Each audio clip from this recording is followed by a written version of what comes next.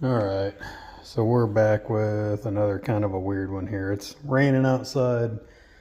I hate this Krell audio system and I am bored.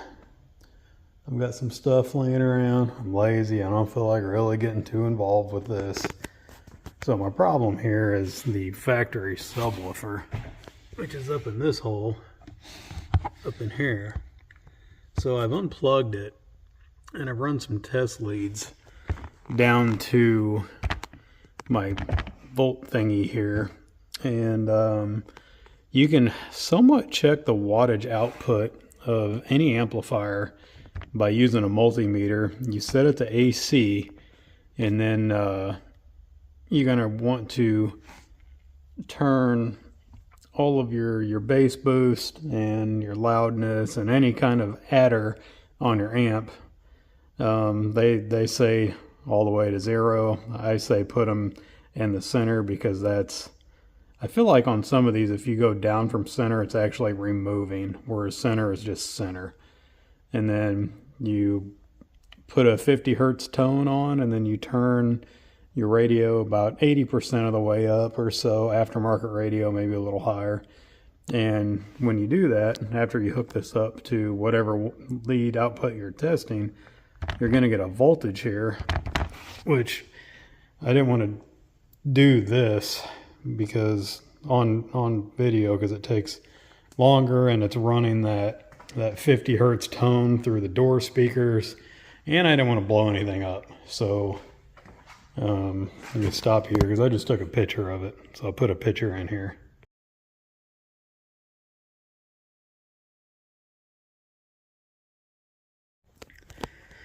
All right, hopefully that picture worked in there. Sometimes the pictures don't. So to get your wattage, it's pretty easy. It's watts equal volts times amps.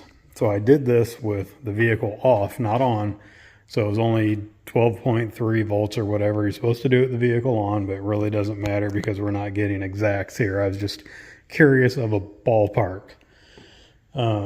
Also, like I said, you're supposed to have your loudness, your sub volume, your bass in the middle. Well, we need full send, so I just put it all the way to max because that's how I'm going to listen to this radio, so there's no point of testing it any other way. So a little bit unbelievable here. I got 13.6 volts, 12.3 amps. This is the wattage output to this factory subwoofer. It's a little weird. So as a disclaimer here, first off, that's unbelievable. Second off, that is unbelievable.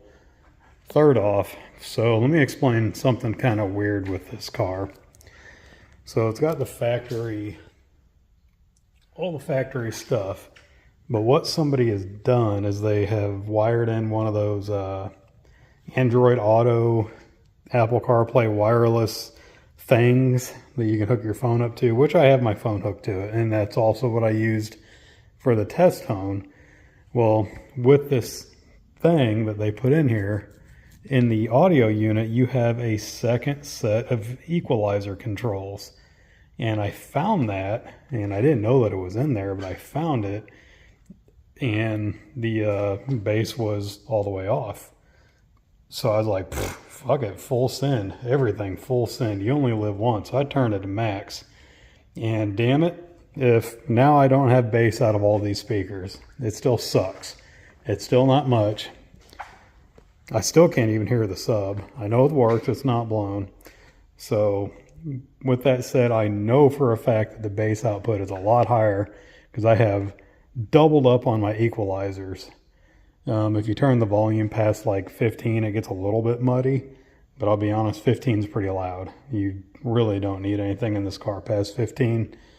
So that the wattage output number that I got may be a little higher than stock, just for the fact that I got dual equalizer going, because that's insane. That is a dirty, dirty number.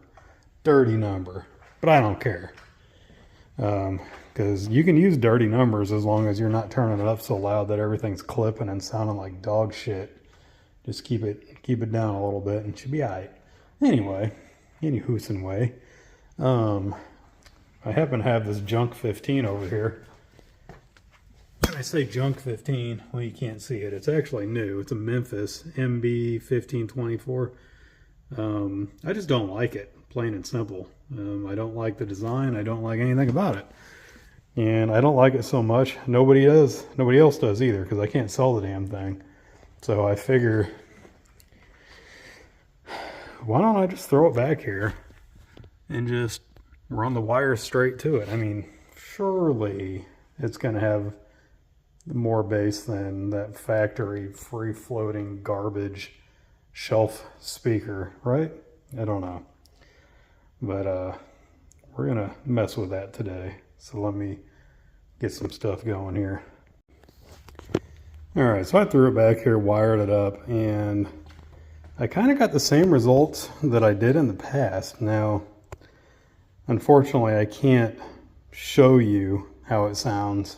Don't worry, you're not missing anything, because I have the phone that I'm using to do the video also connects to that weird Android whatever, and you can't have the car on and record some at the same time. The audio doesn't work both ways.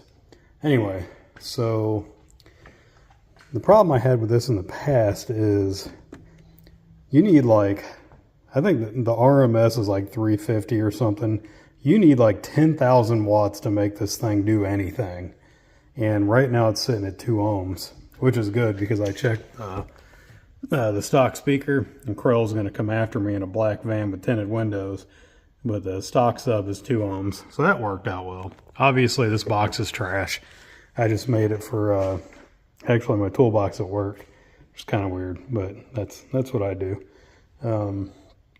Anyway, like I suspected, it barely moves this sub. It actually does sound pretty clean, and there's some okay bass, but nothing substantial enough to take up damn near my entire trunk space. So that's kind of a whiff. I was hoping this would work because, like I said, it's a wasted speaker anyway. Can't even sell it, so it's just sitting there collecting dust. So I'd rather just be sitting back here doing something. But it really didn't.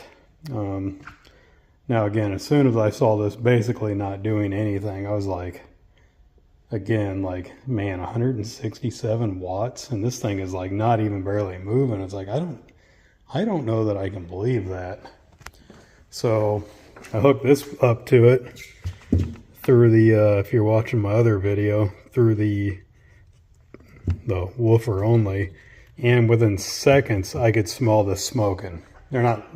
I could smell it getting hot. I didn't run it till it smoked, but you could definitely smell that there is some actual power coming through these ghetto-ass connections. So I do think the output number I got from the stock amp is maybe right-ish. This is just garbage. Absolute fucking trash. You should be ashamed of yourself, Memphis, for even considering making something like this with its selectable impedance trash.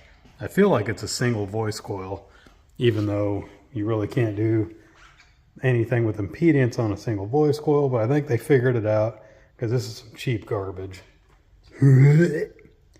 So anyway, there's just another useless video of the day because it's my day off and that's what I wanted to do. So like, comment, subscribe. Thanks for watching.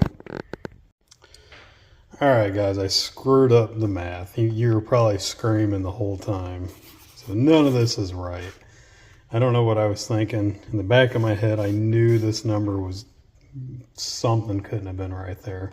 So what you're going to do is you're going to take your AC voltage, 13.6 times 13.6, and it comes out to 184.96, and you're going to take that divided by 2 ohms, because that's the ohm load, or the ohm of the factory speaker. So this is the ohm output of the amp.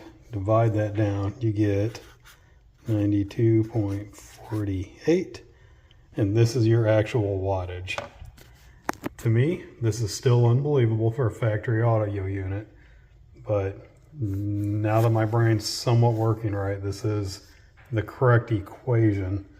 Now again, there's discrepancies here because I had the bass boost turned up and the car was not running. So bass boost down, you're going to lose some of this number. Car running, you're going to gain some of this number. So ballpark-ish, this is about right-ish. So sorry about that. I'm human, screwed up. And I left it in there so you could watch me and laugh at me. So let me at least get a like for that one. Thanks for watching.